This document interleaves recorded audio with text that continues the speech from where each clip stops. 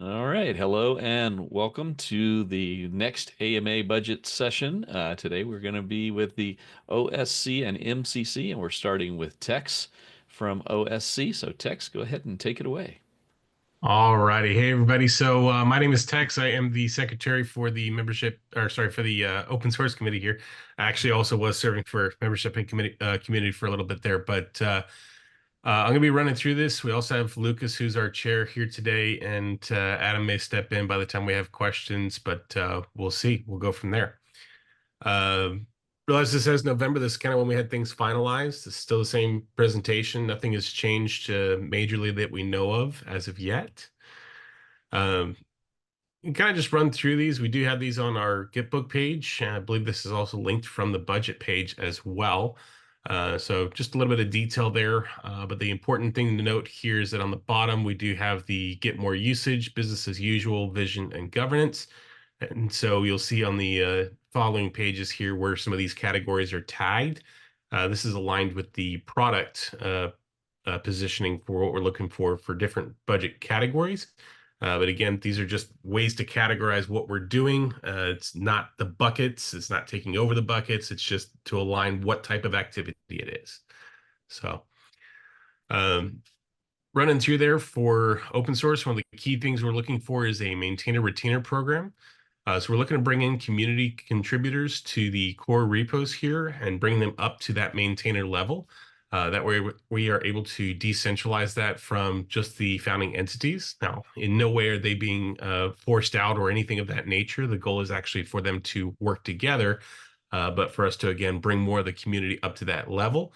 And this provides a very mid-level of compensation to work with the level of learning that they would have to do, and of course, what the actual maintainership duties entail. Next on here is some core operations for the open source office. And so this is going to be dealing with the actual repositories that is core Cardano. So storing and managing those. We have development monitoring with our partner Bitergia. We also have plans for potentially some additional community members to come and support OSO's future development. I don't have any specifics on what that would be as of yet, but in the budget is the potential for another person to join the open source office from the community. And then, of course, we have our developer advocates as well, which we are actively working on continuing them here in 2025. They've been able to reach out a lot further than just the standards of anything that we can do. So they are out there in some unique developer communities. We've actually got one in Africa, another one somewhere in that same region. We have one in India, and we have one also here in North America in Toronto. We did this program for 5 months. It's been, I would say, wildly successful. They've had quite a bit of outreach and lots of growth. So I'm really interested to see in 2025 how we are building and bringing in these developers to start learning more on the core Cardano repositories as well. The next thing we have here is a 24/7 maintenance support team, a security team, if you will. This would be just level 1 and level 2 support for core Cardano. So we just want to make sure that if anything is breaking immediately in the moment, that we are able to get that fixed. As this moves to level 3, that may be something different, but that's where we're constantly having communications with the technical steering committee to make sure that we have those extended or escalated risks handled accordingly. But again, this would give us a team that handles those first few layers of security emergency support. Project support services, the next one here, this is a pretty big one as far as what we have planned. So no, we don't have maybe the full documentation out, but our plan for 2025 is referencing a paid open source model. And project support services is a key piece of this here. So with there being different projects and different organizations out there that are working on building on and for Cardano, we want to make sure that we are able to catch them either right at the ideation phase or even as they are working towards productization and implementation, and see what different areas they may be lacking in to provide them additional support. And of course, make sure that that's still aligning with open source governance and strategy so that moving into core Cardano or becoming a dependency on core Cardano is somewhat seamless. From our new committee members, there was a request that we move into bringing in some type of summer of code equivalent. So if any of you are familiar with the Google Summer of Code instance there, this is essentially a workshop type program where we want to bring different students in to still work on core Cardano. So again, we're still working on decentralization from pretty much any and every aspect that you can think of. And so this is something that the committee specifically requested so that we can build this out. And again, if anything else, we're sharing sharing and bringing the wealth. Adam, maybe you can help me say that a little bit better there. Maybe. There we go.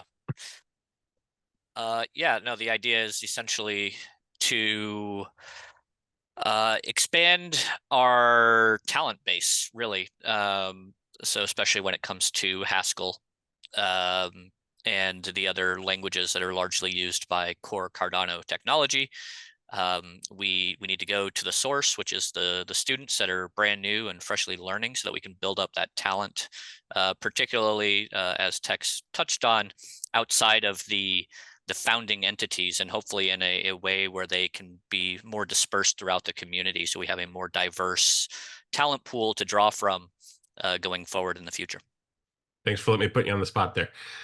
As we move forward here, I'm gonna bundle the next or the next one and the last one here together. So OSO and OSC events and attending events. So as far as the OSO events, what we'd like to do, or what the committee is in agreement with us doing, is hosting some different events within the Cardano space. This will be specifically closer to the lines of like hackathons, but um, with the specific focus of actually getting those developers to move up in those levels. So if you were a participant in Summer of Code, or if you were grabbed by one of our developer advocates here and you have a certain level of skill, then we want you to come and show off that skill. And so that's one of the ideas that I have. There's a number of different events that may be, but there's also and kind of always a perpetual request for additional tooling. And so the budget would go to some of that as well. As far as the OSC members attending events, we have OSC members that are pretty much spread out all over the place, I would say. And so whenever there are local events to them, they and we would also like for them to be able to attend some of those local events. And that is part of the budget request that we have here. The last one ties back into, again, the paid open source model, the goal for 2025 that I referenced here. This is specifically for bounties, features requests, realistically, if a project is, let's say, missing something or needs help to fix something, or they have something that could crucially break what's going on in their progress to that implementation here, there would be a specific amount that could be offered through Intersect's open source committee for those organizations to actually get those features fixed. So it's a way of continually funding the community to overall improve. So I kind of gave a little bit of the detailed explanation, which you can see here as we were looking at them. Just wanted you to kind of see all of those all together. When you get a chance to look at the slide deck, and I'll make sure that I post the link here to the Git book that has all of this information, and of course a link to the slide deck. You can read these in more detail and see once again what we were talking about, what we're looking at. If you ever have any questions, you're always more than welcome to reach out to us here. I believe it's open source committee at intersectmbo.org. There may be dashes in there. I'll double check that as well. And then also OSO at intersectmbo.org. That's the open source office. That's where I'm at as the program manager, excuse me. So any questions, since I'm the secretary for the OSC, you can reach out there and I can forward that to the committee, or of course you can send it directly to the committee inbox there. But again, there's just that additional detail that's actually in the slide deck for you. And we'll move that along to questions. All right. Thanks, Tex. So we'll take any questions from the audience for Tex on the open source office and the open source committee. I did have a question. Are you guys developing any of the tooling that might be required to sort of facilitate the movement of funds between maintainers and the folks that were going to be sort of like doing the work, and sort of the people who are going to be holding the money? Is that something that you guys are working on? I can actually answer that one, Jonah. That's actually the purvey of the core services in Intersect. That's what their job is. So the way that looks is that a committee approves, and this is important because we want to make sure that funds aren't spent inappropriately, and this is how you do it, right? So the first step is you make sure that the committee approves the expenditure that they've requested. That approval of expenditure then goes through a process inside of Intersect's core services where they check the contract to make sure the contract is correct and that everything, all the I's are dotted, T's are crossed. And then it takes that approval from the committee along with an approval from core services to act in the multi-sig. And then there's yet a third signature that has to come from Intersect, and then a fourth signature that has to come from Cardano Development Holdings. So each of the four along the way, and the final two cannot sign until the first two have signed. See what I'm saying? So the final two can't even raise it, but yet no money can be free without them. So that's how we actually protect the funds from misappropriation. Is the request has to come from those first two, and it has to move through to the final two for approval. Yeah, that's awesome. I wasn't necessarily, questioning that aspect of it. I just, I was brought to the attention that Andamio has this very interesting platform where they almost have it as a way where people can like submit to become maintainers or developers, and then they pass sort of a requirement test that gives them a token that they can then use to apply for jobs that are publicly listed.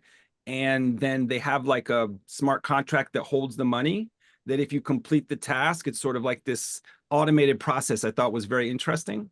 And I see you guys have a process worked out that's very much controlled by Intersect, but if there was any plan to make the tooling like that available for the future where people could hit it without going through necessarily any guardrails or gates.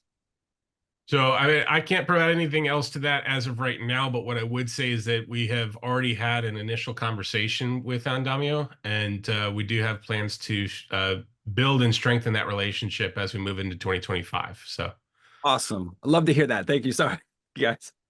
Very cool. Thank you, Jonah, for the question. And we can move to Mercy. Mercy, go ahead.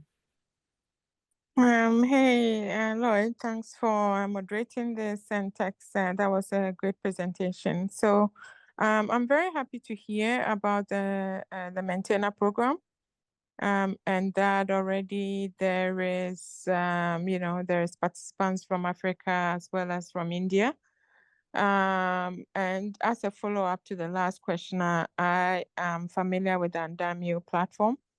But what I want to find out a little further is, how is the selection made, and even for the summer of code, how are we going to ensure that there is as broad a global participation as possible?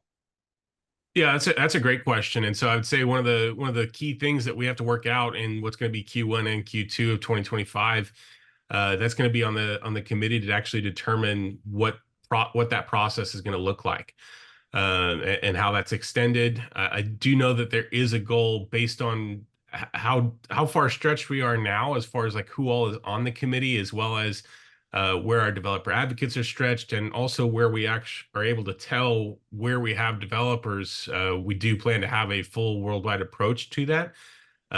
So as much as I don't have details on that, that is definitely going to be a key thing for us to determine before we actually have funds in hand.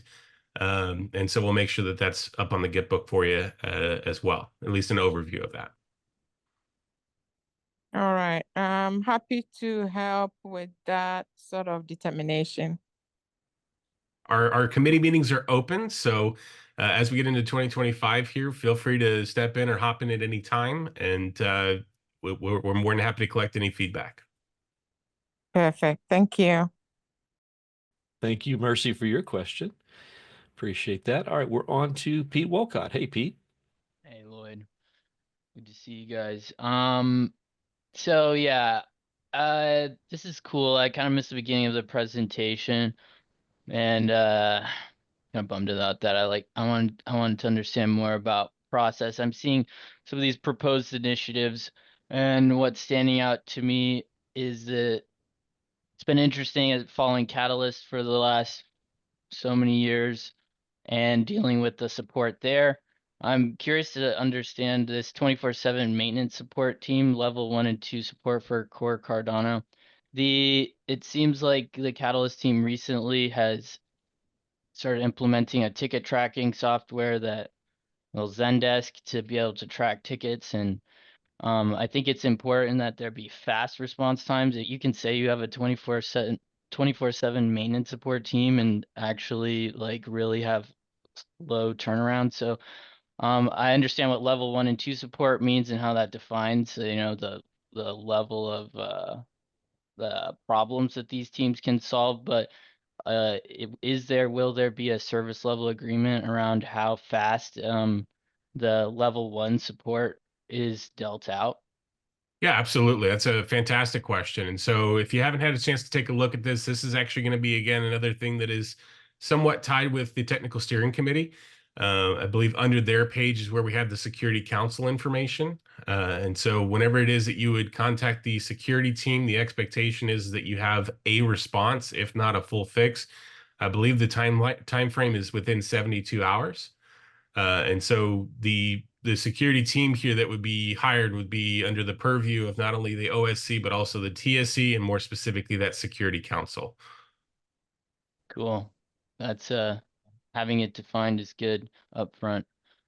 Awesome. And then the second thing, which might be less pointed at this, maybe Lloyd, you can help guide me to where this question would be good to go, is I think it would be really awesome, and Nils from who's built RIP, he's a German American guy.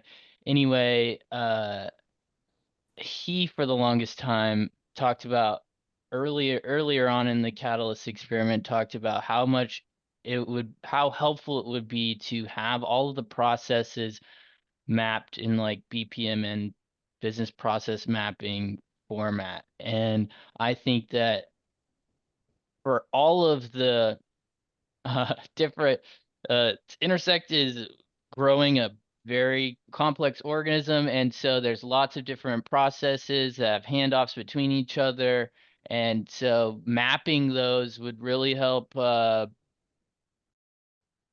everybody, but people like me who have more of a system administrator mindset understand how stuff works across the organism. Sure. So, and I can tell you, I'll tell you on that, Chris, just really quickly that, or Pete, rather, that what's going on there is that's in process. Like what we've got is a whole lot of processes that we've developed for the very first time. And so there's various documentation across the different, I'd say OSC is actually one of the better ones at having a lot of their processes extremely well documented and extremely public. That's been we've been able to hold that up as a shining example of the right way to do it. But in other committees, we're also developing other processes as well. And you're right that a lot of it is still, it's not yet to the point where it's readily visible, and that needs to change and get better over time. But also, I would say that that's like we are actually still building the processes. So only so much work can go toward mapping the process before the process is finalized to just even a 1.0. Like we're still doing like 0.1.1. We're not even to that 1.0 process yet. So you have to balance how much time you spend documenting that process versus doing the process and documenting what's falling out of the process so we can actually improve the process over time. Does that make sense? Right. It's definitely a overhead documentation that would have to be kept up to date and whatnot, so it's semi-expensive. Although, and so I can definitely say I want to hear what Terrence was going to say before I make any other statement. Yeah, no worries. I was just going to align, I speak a little bit for OSC in this regard. I don't want to speak completely for them, but for OSC and then how that relates to the open source office, we find ourselves rooted in the peer review. And so we're constantly open to that community opinion and feedback, which is why we are more than willing to throw up anything that we have for process. And a lot of times, some of the things that are just beyond the idea stage get thrown up there. And so we're always open to those questions. We're always open to ways to clarify that, make that better, make that easier. And this has been, I would say, at least in my mind, a growing topic that I started to hear about some more. And so I'll look for every different way to make sure that is either improved as needed or very clear for everyone to find when it comes to whether it's our Git book or any other reference. That's awesome. And yeah, definitely use some light shaming techniques on the other leaders in the other committees. Just light shaming though, right? Light shaming. That's, You don't yeah. want to get too on the nose with the shame. But you can do some flexing. Yeah, I think that understanding how the processes map across all of the all of across the organization would be very helpful and increase the transparency of the organism by a great deal. I think we need to have that for Catalyst. Catalyst is supposed to be a decentralized funding mechanism, but it's actually a hyper centralized one with just decentralized workers in certain buckets. Yeah, anonymous workers in different buckets. Anyway, thank you. Those are my two questions. I'll pull up if I have any more. Thank you, Pete. Appreciate it. Let's see, we have a couple more minutes on the OSC side here before we need to move over to Nori, so we can take a couple more minutes if there are any other questions for Tex or for Adam, who's here as well. And I believe we also have Lucas. Jordan as well, right? Or Lucas. Okay, we have Lucas here. All right. And if either of them wanted to say anything while we have this up, I want to welcome them to the stage as well. No requirement. I did have a quick question. I'm just learning about the open source committee, and I think I'll definitely join tomorrow in one of the meetings. I was just curious on the process of how people become maintainers and how open source projects get supported through this, I guess, committee. Yeah, it's definitely a fantastic question. And so one of the things that we are hoping to finalize, and when I say finalize, I just mean that the committee is happy with it. We have a contribution ladder that was built by the developer advocates themselves. I would say it's probably 90, 95, 98% complete because it really just needs a gloss over. But the idea is I have to double check myself, but I believe there are 4 stages to that as well. So somebody that would be brand new, somebody that is familiar with a certain language but needs to be more familiar with others. That's going to transition into those that become familiar with Haskell and other relevant languages for the different core Cardano repositories and have made some regular commits. And once they've achieved a certain status, the idea is that they would funnel into the maintainer retainer program here. And they'd have an opportunity to decide, hey, yes, this is the repo or the type of project and the type of language that I absolutely want to work in, or no, it's not the right fit, right? There's flexibility where we've built in to bring in 50 maintainers if we get the full budget from the community here. So that gives us 1 to 2 maintainers per what would be considered a core repository to work directly with, again, who the current maintainers are. And really get that learning and understanding. And at any and every point, the maintainers are able to kind of give us what the idea would be as a grade of how the new ones are doing. The ones that are learning are able to say, yes, this is what I want to do, or no, and they can either back out or we can look at moving them to another repo if we have it. But having the contribution ladder that was, again, developed by those that have become familiar with it more in depth and getting into actually trialing it out a lot better. I know we're going to go for a minute here, but maybe Adam could speak to, his participation on Cardano addresses, or really just what it was like working with other maintainers there. But yeah, the idea is to move up in that trajectory. And so we should have that documentation ready for release in January. Yeah, real briefly, the idea is for maintainers not to be salaried full-time employees, but more to be a small stipend for doing good work on behalf of Intersect. And when we say open source maintainers, we are talking about maintaining the open source repositories that Intersect owns the IP and control to. So not any random open source proposal under the sun, although we are also looking at a fostering and how Intersect could adopt more repositories in the future. Right now, we're more concerned with the core repositories that were migrated over from input output last year. And so, yeah, I've been piloting this program because the other idea is that the maintainer should be at least quasi-independent of the contracted personnel that are paid to develop the software. So that way that the maintainers can also serve as a first level auditor and kind of oversight of the developers themselves. So I've been working on Cardano addresses, which has me squarely in the middle between CF and IOG, who are the core contributors to that repository. So it's been an exciting couple of weeks for me, to say the least. But yeah, it's working and it's a work in progress, and I have not been paid for what it's worth. I'm just demoing it out as part of my duties on the OSC. So it's been fun, but we definitely have some room to go in terms of fully scoping and defining, like Tex said, that contribution ladder and who is going to be a right fit in which repository. So hopefully you'll see a lot more info on that coming out in early 2025, like Tex said. Awesome. That was the information I was looking for. Thank you both. Great. All right. Thank you, Jordan. Thank you for your question. Thank you, Adam and Tex, for all your contributions today as well. Really appreciate you guys bringing forward the good hard work that OSC is doing. And I'd like to, at this time, I'd like to go ahead and we're going to turn it over to Nori. I will say that if you still have a question for Tex or Adam, please go ahead and add it to the chat here. We'll still continue to take your questions and get to them as well. But let's go ahead and give Nori the floor so he has the opportunity to share what's going on with MCC. Okay, there we go. Can you see my screen okay? We see your screen and we can hear you now. All right, awesome.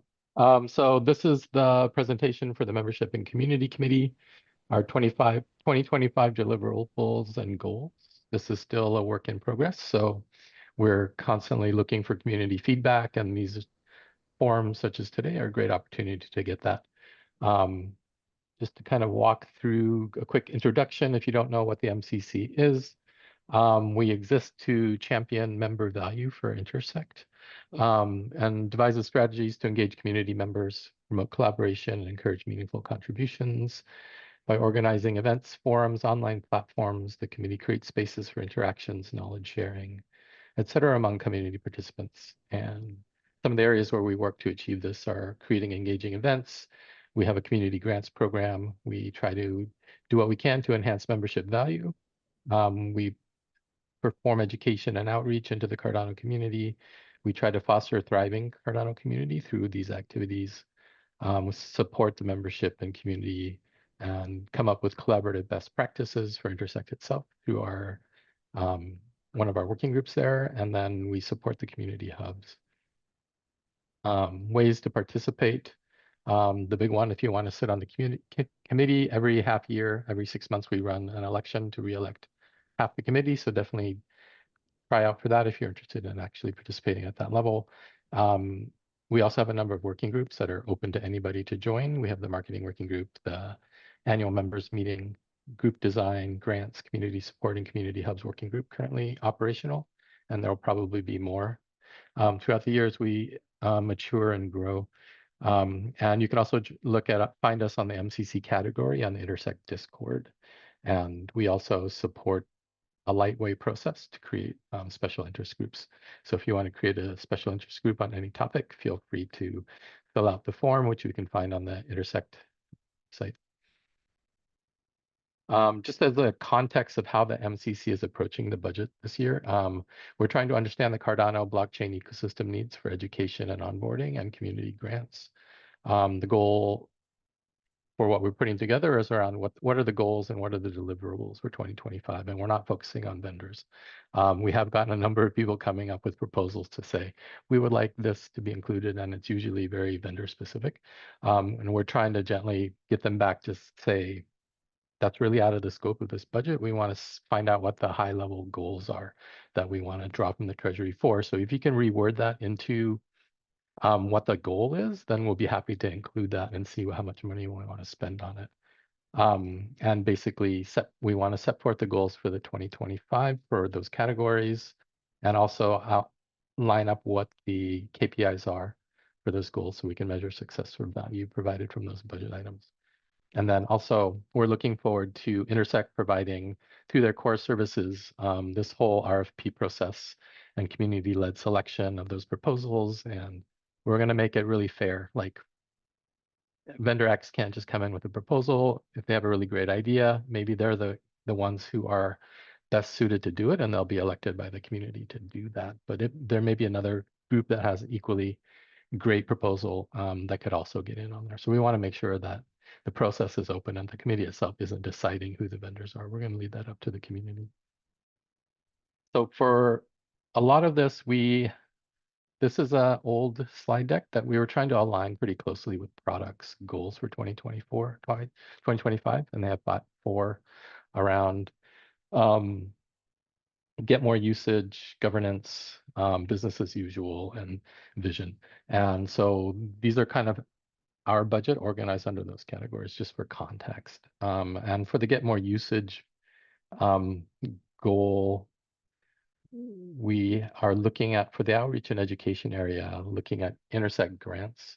And that includes stuff around inclusion and accessibility, workshops, local meetups, hackathons, the annual members meetings, Intersect membership education, and the community hubs. And then there's a new kind of thing that we're looking at right now for educational internships and creating an educational membership tier. So that's kind of in progress. And also looking at community grants. And we're looking at very specifically taking about 10% of Project Catalyst budget fund and using that to specifically support the community grants program for new products and feature requests within Intersect. And just to talk a little bit about the grants program, they have just released the 2024 grants achievement stuff. And there were 19 grant categories spread across 61 countries. And that facilitated like the creation of Cardano GovTool and a bunch of other stuff. There was about 3.8 million ADA distributed across those 19 categories.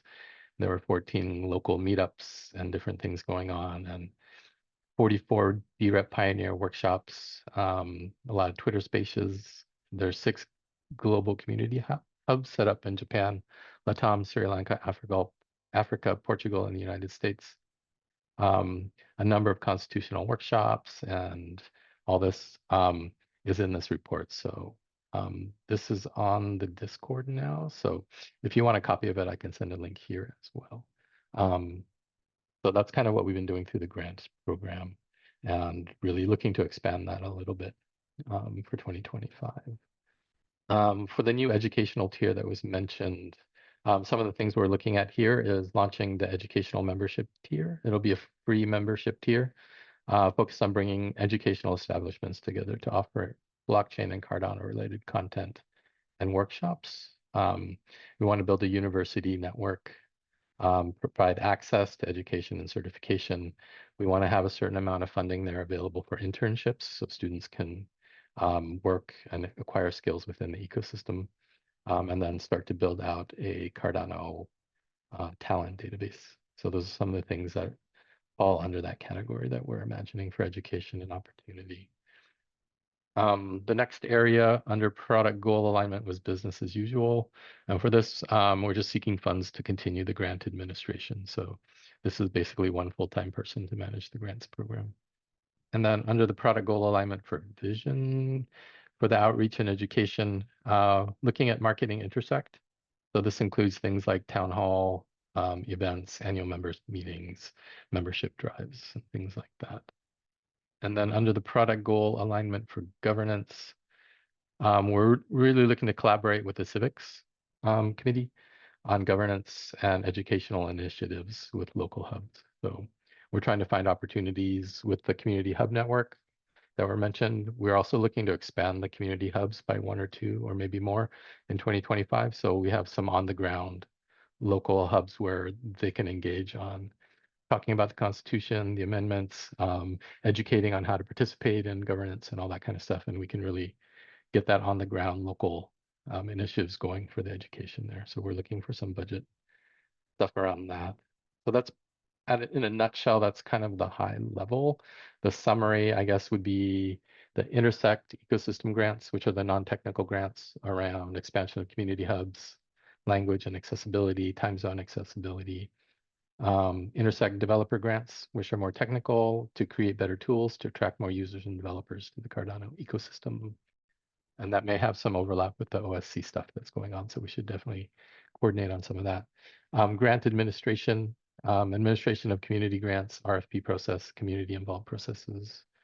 The Intersect marketing is the content, events, workshops, local meetups, educational tier town halls, etc. And finally, the on-chain governance, working with civics to better enable education on Cardano governance. And then also within the MCC purview, but we're not covering it today, we'll have separate sessions for these. Our Project Catalyst falls under the community grants, and Cardano marketing is really under the education and outreach. So those will definitely be covered, but they're much larger discussion topics. So we decided to separate those and give them a chance to show their own proposed budgets independently of the MCC's core budget. And then, yeah, please contribute. We're looking for ideas that we can accomplish with the 2025 education and outreach and community grants budget area. MCC is always welcoming your ideas. Again, we don't want vendor-specific proposals, but we would love your ideas on how we can use the budget to achieve specific goals within the ecosystem. That's it. Yeah, we already have hands up, but open it up for questions. Awesome. Thank you, Nori. And I thank you for pointing out the fact that there is a difference between a budget and the final result of the budget, right? The budget itself, that's what we're doing now, aligns our goals, tells us what we're going to work toward in 2025 and what money we're going to put toward that. But then the process of selecting vendors for that work is an entirely separate process that happens after the budget's approved. So thank you for pointing that out in your proposal today. All right, Adam, let's go to you first. Yeah, so I was just going to ask, because I mean, I respect the whole we're focusing on goals concept, but you still have to draw like a high watermark to properly set a budget. So how are you basing that from an MCC perspective? Is this based on how much we spent last year with a percentage increase? And then I know you said Catalyst is out of scope, but you also mentioned, you know, like, oh, 10% of Catalyst, but depending on how you look at it, that could be 5 million, 15 million, all within the scope of the last year. So I would like to put a finer point on that rather than just leave that kind of vaguely defined if we could. So two-part question. Yep. And also, final comment, I don't think one person is sufficient for all these grants that you're talking about, especially if we expand the scope. So we might want to look at adding an extra person or two in there so we're not overworking one poor employee to death. And with that, go ahead, Nori. Thanks, Adam. On that point, we do, Gemma is the grants person, but she has the support of core. So she's the administrator, but she has the full support of the core team to do all that other work too. So it's actually not too bad. I'm sure she'd love help, but it is actually something that she's only got one element of the work because she still has core. But go ahead, Nori, with the rest of Adam's questions. And we also do have a grants working group with a number of people that help Gemma with that. So just, they're not ready for showing yet, but we do have a spreadsheet where we're working on things like all these different categories and money and KPIs and things. And we are looking at values from last year and what we think we'll do on next year. And these are all, we didn't start here because these numbers are still highly in flux and based on community discussion. So I don't even want to show them really, so that people start to look at those and question them because they're still a work in progress. But as far as the categories go, yeah, definitely we do have the numbers and the spreadsheets, and we are looking at last year and what we did, and then we're looking at what's the appropriate growth for 2025. A lot of it is pretty conservative. We don't want to like say, yay, we have access to the treasury, let's spend it all. We're really looking at like what's a reasonable expectation for growth and how can we support this and continue to experiment, and then maybe after we see the results a number of years in running, we can say this is really worth investing in, or this didn't work so well, we can minimize this later. So we're just really in experimental data gathering mode, and we're trying to be pretty careful on how we grow these things. So Catalyst did drop us a number, and they asked for 75,000 ADA, or 75 million ADA, I think. Those numbers aren't totally public yet, but in their proposed budget, they had 10% of that as being given to Intersect to run these kind of developer grants. So that 7.5 million for that was from there. So that's where that number came from. And as of the current state of the state, it is 75 million is their proposal. However, ADA price being what it is, that may change before we get to the finish line here. However, for right now, that's our planning number that we're planning off of. Cool. That Yeah, takes- thanks. Thank you for that answers. I know like nobody's putting a hard number out yet. So but yeah, so knowing it's going to be 10% of whatever Catalyst ends up proposing in this next year makes sense versus 10% of what they got last year. That's a pretty substantial difference. So Yeah, I don't think that was ever on the table this year. Honestly, I think they even recognized that it wasn't a way that would be able to flow into another year. Now that we have to do the full governance the way we have to, so I think they were pretty good at recognizing that early on. So, cool. Yeah. Thank you for the question, Adam. Really appreciate it. Any other questions for MCC and Nori? Oh, Adam's got another one. Yeah, I could do this all day. Yeah. Yeah, no, and I know you addressed it, Nori, as well, but I did kind of see that there seems to be a lot of overlap here when we're talking about starting to give out technical grants, because I know that TSC, we're working on the core development budget. OSC has our kind of Code Forest grant program, so we definitely want to probably get those all aligned so we're not duplicating each other's efforts in a lot of places. Is GovTool and supporting and maintaining that, like whose budget is that falling under? Do we even know like where that exists? That's civics. Okay. That's civics. So, and we actually, I believe we got civics tomorrow. I'm pretty sure we got civics tomorrow. We're going to do the product research portion, and civics are coming on tomorrow to talk about that. So that fits there. And I will say, like what you mentioned there, Adam, about having some good collaboration between the committees. You've been around this whole time too. In the early days, the committees weren't even talking to each other. There was a lot of siloing happening.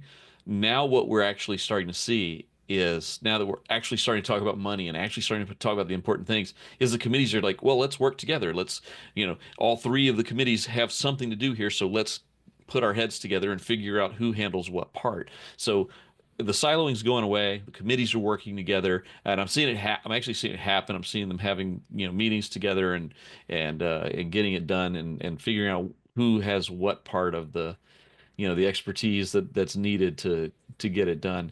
And with this, it's really coming down to who's going to be the approver. That's really it. So everybody can propose these things. The budgets can be approved overall, but then who's the actual approver of that work was completed and needs to be paid, right? And that's it. And it's not even not a fight. It's just a discussion as who's going to be approving which portions of this work. Yeah, and what the timelines on that approval process will be. All of that, yes, absolutely.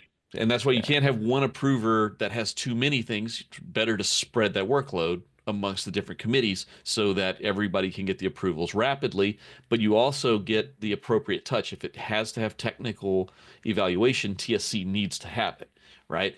If it doesn't, MCC or civics can probably handle it, and so they should take more of those roles on, right? And that's what we're feeling through right now. But again, the committees are working together, and nobody's holding on to like a castle here and say this has got to be mine. So it's been pretty good to see the cooperation there so far. I have a question related to that. This morning at the DREP budget meeting, it was hinted at that we may do 7 different budget info actions, one for each committee, and then we can vote so that we're not saying no to the whole thing, but we may just say no to one of the 7 because it needs more work. When would we find out if that's going to happen or not? The biggest question is do we have 700,000 ADA to put forth 7 different proposals at the same time? And right now the answer is no. So maybe Interesting. It's a reality. Look, okay, so a couple things from I enjoy this part of it. A couple of things from what happened in Buenos Aires. The delegates approved multiple budgets, so it naturally leads to we can propose different separate budgets and they can different lengths. They can have different bits in them. It's the biggest concern from the development of the budget process was not having so many that it overwhelmed the whole process. I think we're okay with that. I think seven's not overwhelming. I don't think it is, right? I don't even think 10's overwhelming. 100, 1,000, now it becomes overwhelming, right? But 10, no, 10 is well within, a reasonable DREP's time to be able to evaluate them and make decisions and have discussions. Right. So, so that's really what it always was. And, one would have been sort of the utopian ideal of we've all agreed this is what we're going to use for our budget for this year and we'll adapt it as needed. That didn't pan out, but 7, 10, whatever it ends up being like that, we can work with that. And I think that's moving that to that middle compromise from from what's ideal from an administrative perspective versus what's ideal to the community. Now we've kind of found a middle ground, which is cool. That's what we're here for, right? Mhm. So yeah, and please no omnibus info actions, treasury withdrawals over the holidays. Yeah, that's not going to happen, Pete. I can if let me first ask, are there other questions for Nori? I don't want to monopolize this. If there's other questions for Nori. Well, I have a slight question over around the marketing stuff because that's been a big one in other decentralized governance communities, and how this gets how much like these a lot of different buckets here: workshops, local meetups, new education tier. What's that mean? Town halls. Well, we already know about how much town halls cost. That's not a big one. But how big are we going with workshops? Are these hiring more companies to do workshops like the Lightning, whatever the people who did it for Intersect? Voltage control. Voltage Voltage control. control did it for IO. That was for input output, not for Intersect specifically. Yeah. That was through So IO. But yeah, I'll let Nori. I know we're not. Again, this is one of those things where This is right now specifics, but yeah, let's get it. we're yeah, not going too deep into specifics yet. But Nori, if you want to maybe just kind of touch on sure. where you're, how you're getting to that stuff. We are looking at what we did in 2024, and slightly like maturing that a little bit. We're adding a little bit more, maybe firing up 1 or 2 more local hubs, and that'll add a few more meetups and hackathons and things. But we're not going too crazy. And this is really marketing Intersect, not marketing Cardano. So Okay. that's kind of what we're focusing on here. You can see Project Catalyst and Cardano marketing in red. I just put those there because they are under the MCC budget purview, but they're not part of what I'm presenting today. Catalyst will be presenting their own thing. They have probably a very mature, well thought out plan for why they're asking for 75 million ADA. And I expect they're pretty snowed down in right now with Fund 13 results and all that, but probably in the new year, they'll probably present something around what they intend to do. And then the Cardano marketing is in progress. They have an initial proposal. There's been a Cardano Events Council proposal from the Rare Evo network. And so I think they're still kind of trying to figure out what they want to do for Cardano marketing, how much it's going to cost, what they want to do. And it seems like Jack's going to take it and create a formal committee around that because it's so important. So when that happens, it'll be outside of the MCC control as well. They'll probably have their own budget proposal for that. Yep. Again, that's the idea of figuring out who the approver should be, right? And in this case, it looks like maturing a committee for marketing, which was in the earlier plan, by the way. That was in the original Intersect plan, was a separate marketing committee that would do the approver work there. So moving in that direction generally. Yeah. So And we're building as we go. So things change week to week. So yeah, we'll see how that absolutely. evolves. Yeah. All right. Thank you, Nori. Adam, go ahead. Yeah, I just wanted to reference the question from the chat from Jordan from MLabs, who asked if these slides will be publicly posted somewhere for later review. Yeah, Nori, if you don't mind, we can actually, if you get them out, we can actually put them into the. We've been adding these slide decks to the knowledge base at Cardano Budget Committee to be able to so that they're all referenceable from there as well. But yeah, if you don't mind sharing that link, that'd be Yeah, very I just appreciated. dropped it in. Thanks for bringing Thank that you. up, because in Yeah. sharing mode, I can't see chat. Perfect. Thanks, Nori. And just quickly, to Pete's point about the omnibus info actions treasury withdrawals over the holidays. So first things first, I can tell you that the one info, or I'm sorry, not info, but one action that will be going on chain, we anticipate Friday, Saturday morning, is the Plum and hard fork. That will be going as as a action to initiate the hard fork. That's happening. Simultaneously, the budget committee is beginning the info action process for the net change limit. So, however, it's going to be in the forum. That's not going to be an info action on chain yet. We're going to do 2 weeks in the forum. Following the 2 weeks discussion in the forum, we'll move to the info action on chain at that point. So, so that's the time to discuss the info action. Yes, it's over the holidays, but it's inclusive of some time after the holidays too. So it is some time to really think about it and see if there's any objections, questions, etc. I'll tell you now. We're asking to set the net change limit to 350 million ADA over 73 epochs. That would run from January 1st of 2025 through December 31st of 2025 inclusive. And it would remain in effect if we didn't change it, but it would be available to be changed at any time. And that's the base idea of what's being requested, and it's being placed as a info action summary in the forum, and then going from there. But I'll go to Adam first. Yeah. So something that I think people keep skipping here when we talk about a net change limit. Generally, that means the max amount that it can go down, but we're currently putting about 300 million into the treasury every year via the monetary expansion. So are we functionally saying that we could withdraw 650 million over the course of 2024? Because that seems like a very high number.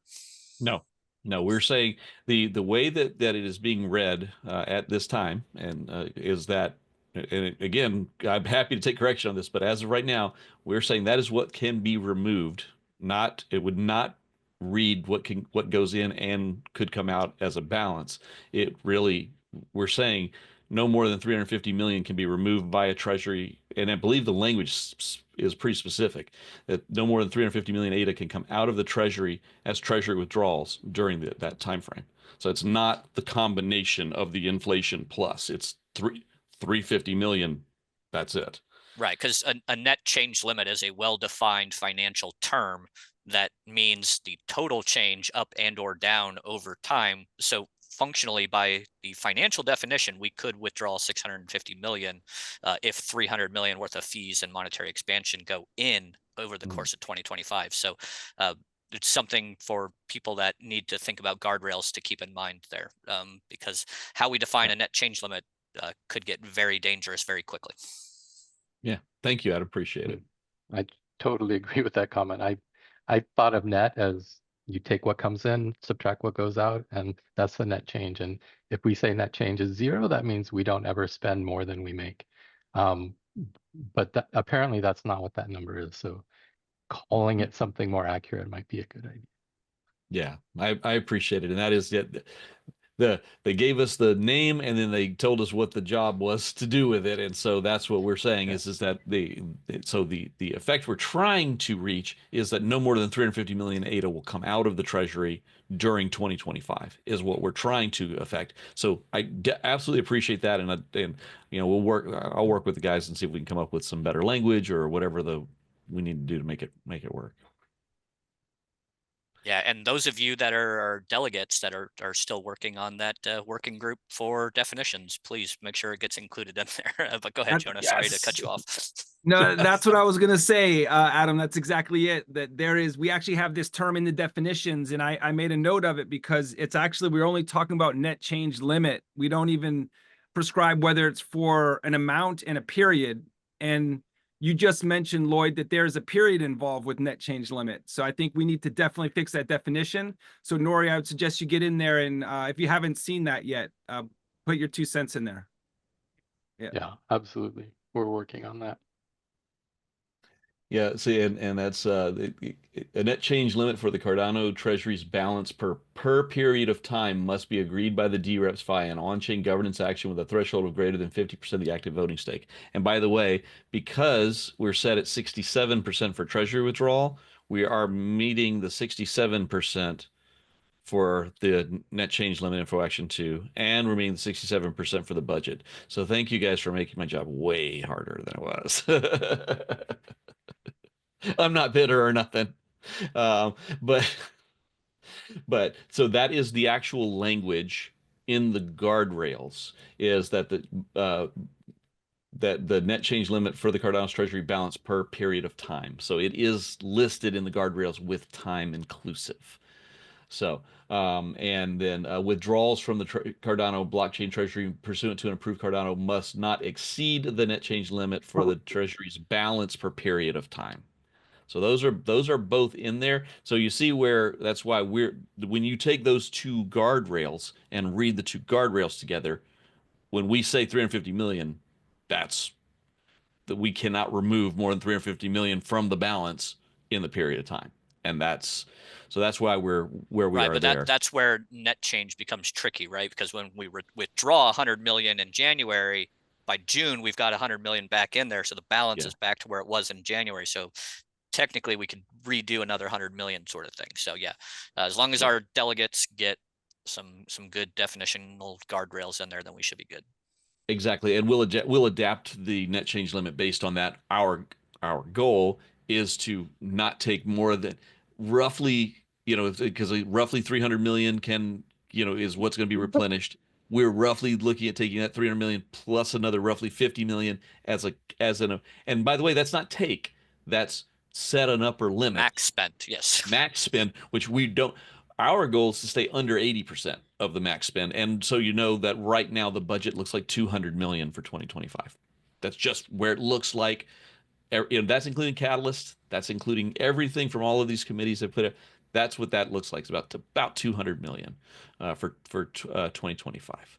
So we're well underneath the 350, and we're just continuing to, and we're finally able to talk sensibly about the numbers because we're finally getting to the point where we've got enough information together to start talking sensibly about the numbers. It was never a matter of hiding things from anybody or not being transparent. It was always a matter of having enough information to be able to think and speak sensibly about what we were actually trying to accomplish in the year.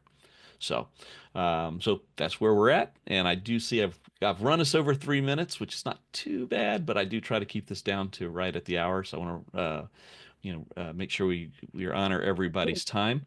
And if there's any last thoughts, I'm happy to take them now. Otherwise, we're going to call the meeting to a close. All right. Well, thank you guys for your help today, your attendance, your attention, and your participation. This is what makes blockchain work, is all of these humans getting together and doing this hard work of collaborating with one another. So thank you all for your time today, and I'll see you next time. Bye all. Thank you, Lloyd. Thanks, Lloyd. Thanks, everybody.